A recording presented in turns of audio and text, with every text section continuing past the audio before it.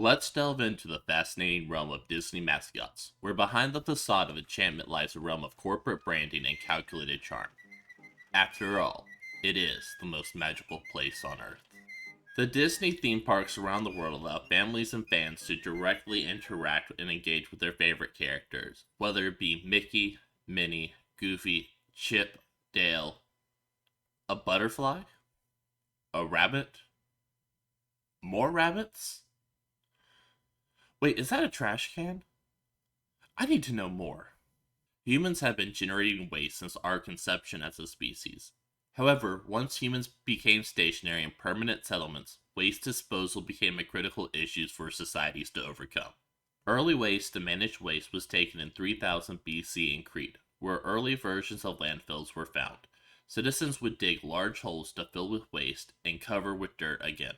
In 5000 BC, the city-state of Athens in Greece started trash regulation systems such as making it illegal to dump waste in the streets and requiring all trash to be dumped at least 1 mile out of the city. In 200 AD, the Romans invented the first garbage truck system, in which instead of dumping trash directly into the street, collection wagons went around the city, allowing residents to dispose of trash to be hauled off to distant sites.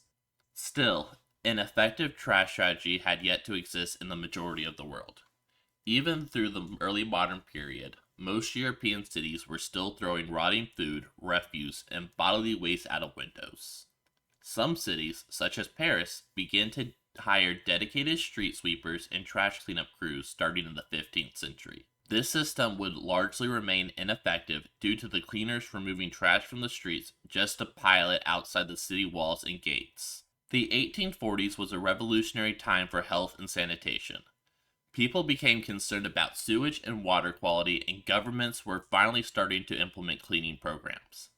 The radical cleaning revolution even impacted the medical community with a heavy push to have surgeons wash their hands. In 1843, American doctor Oliver Wendell Holmes called doctors, quote, agents of death, end quote, unless they washed their hands between surgeries. Several departments in nations across the world were opened, focusing on sanitation, sewage, and water quality.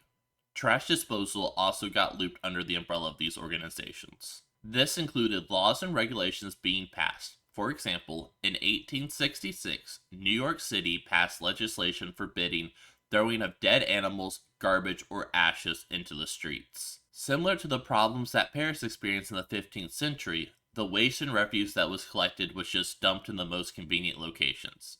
For example, until the mid-1900s, the city of New York would just dump all of their trash into the ocean.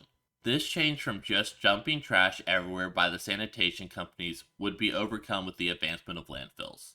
These governments and businesses opened landfills across the globe to capture the waste of humanity. Now that the stage of trash is mostly set, let's move to Walt Disney. Walt Disney and the Walt Disney Company has been one of the most influential companies to exist in the entertainment space in history and needs little introduction. In the early 1950s, Walt Disney visited Griffith Park with his children, and this inspired Walt Disney to create his own theme park with attractions and fun for all families and ages. Disney wanted to create a magical place, and nothing ruins the magic more than garbage. Before Disneyland, most theme parks were filth littered with a few bits of fun. Trash cans have a long history dating back to the early trash collection policies, but were still crude and basic, mostly being made out of wire mesh. Walt Disney hated this so much that when designing Disneyland at Anaheim, California, Walt Disney changed the history of trash in two ways. First, new innovative trash cans. Walt Disney hated the unsanitary conditions of other amusement parks so much that he had the modern-day trash can invented. These new trash cans featuring a push lid kept the trash contained in the can and out of sight of the visitors. Additionally, in the 1950s, trash bags were invented, allowing for the easy collection and disposal of trash in these new trash cans. This new style of trash cans was truly innovative, because the piles of leaking trash littering the streets of America was appalling.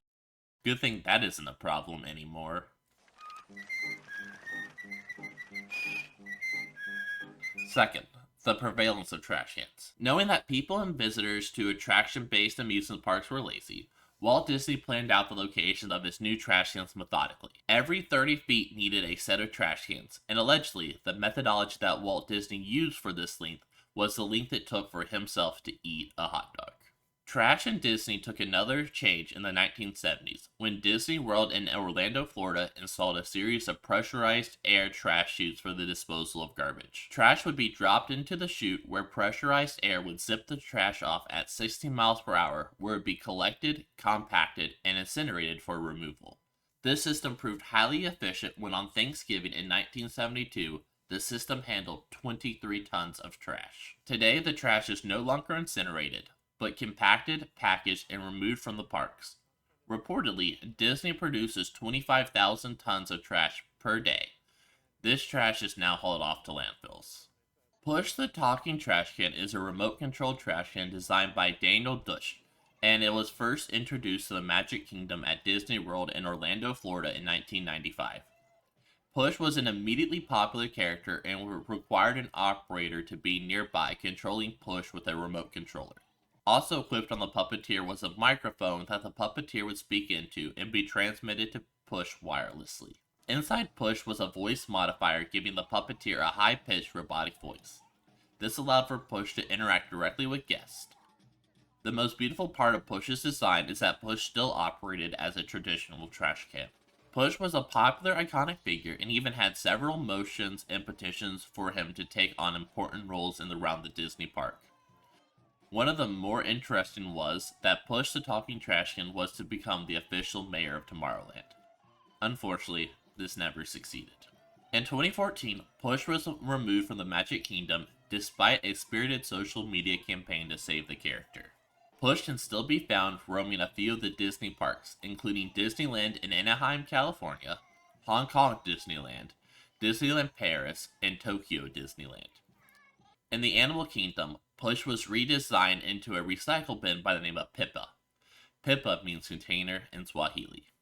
Trash has followed humans since the birth of our species, and Walt Disney wanted to create an idealistic town to escape from the struggles of day-to-day lives, and removing trash was key to keep the illusion of the happiest place on Earth.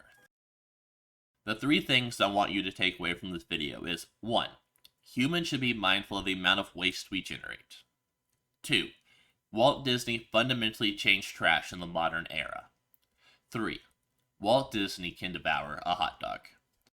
I appreciate all of our watchers for making it to this point. I am thoroughly enjoying this series so far. The video before this about Mayor McCheese had an amazing amount of engagement, and I cannot thank you all enough. I am already working on another video that I am hoping to release in the next few weeks. What are some other corporate mascots you want me to cover? Comment below. Thank you for watching.